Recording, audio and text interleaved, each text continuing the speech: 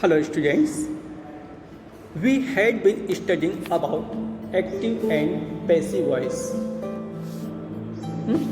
We had been studying about active and passive voice, and we have completed all the tenses, and now we have to complete the exercise of this chapter number 10. So please open your grammar book, page number 62. Page number 62. Please see in brain twisters. Here is written, change the following sentences into passive voice. Change the following sentences into passive voice.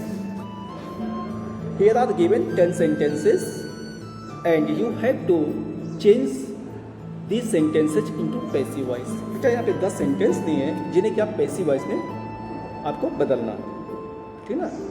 तो आप इसे जो है passive voice में बदलेंगे और इसका solution जो है मैं यहाँ पे दे दे रहा हूँ, ठीक है। चलिए देखा जाए। पहला सेंटेंस था आपका, द जजेस have found the accused guilty.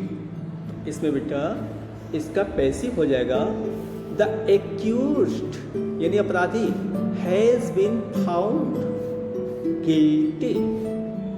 The accused has been found guilty by the जजेस, यानी अपराधी को जजों द्वारा गलत पाया गया, अपराध उसका पाया गया, ठीक है।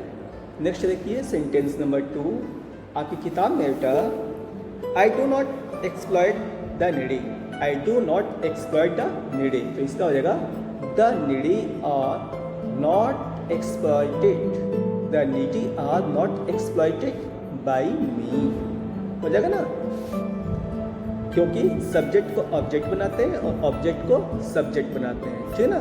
एक्टिव वॉइस में जो सब्जेक्ट रहता है उसको हम ऑब्जेक्ट बनाते हैं, उसके पहले हम बाई का प्रयोग करते हैं, ठीक है। चलिए थर्ड वाला देखिए, आप किताबें देखिए, please see in your book.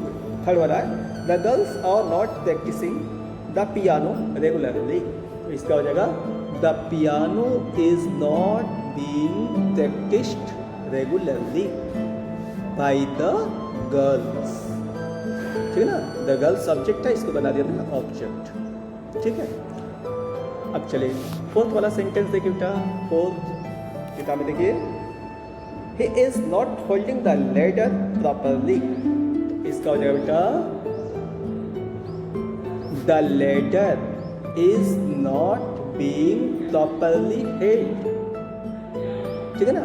या यूं कहते हैं the ladder is not being held properly by him, ये हो जाएगा। चलिए फिफ्थ वाला सेंटेंस देखिए, please see in your book, all the doctors giving correct treatment। और ये हेल्पिंग वर्ब से स्टार्ट है बेटा, तो हम हेल्पिंग वर्ब से स्टार्ट करेंगे, लेकिन हेल्पिंग वर्ब आर रहेगी या क्या रहेगी, सब्जेक्ट के अनुसार लगाएंगे। तो है आपका all the doctors giving correct treatment. अब इसमें जो है करेक्ट ट्रीटमेंट जो है सब्जेक्ट बन जाएगा, तो ये जो है सिंगुलर माना जाएगा, ठीक ना। इसलिए इसका होगा इज द करेक्ट ट्रीटमेंट, ठीक ना। इज द करेक्ट ट्रीटमेंट ये कॉन्टिन्यूअस में है, तो हो जाएगा being given by the doctors. Is the correct treatment being given by the doctors, ये हो जाएगा, ठीक है। नेक्स्ट चलिए आप 6 वाला देखिए बेटा, किताब में देखिए 6 वाला है, have you not purchased a new house. इसका हो जाएगा बेटा, ये भी हेल्पिंग वर्ब से है, तो अब इसमें अ न्यू हाउस ये हो जाएगा आपका सब्जेक्ट, तो इसके साथ रहेगा आपका क्या रहेगा, हैज लगेगी। अच्छा, ये प्रेजेंट परफेक्ट का है, इंट्रोगेटिव है, तो हो जाएगा has a new house not been purchased. Has a new house not been purchased by you. क्या आपके द्वारा एक नया मकान नहीं खरीदा जा चुका है, नहीं खरीदा गया है। नेक्स्ट 7th वाला देखिए,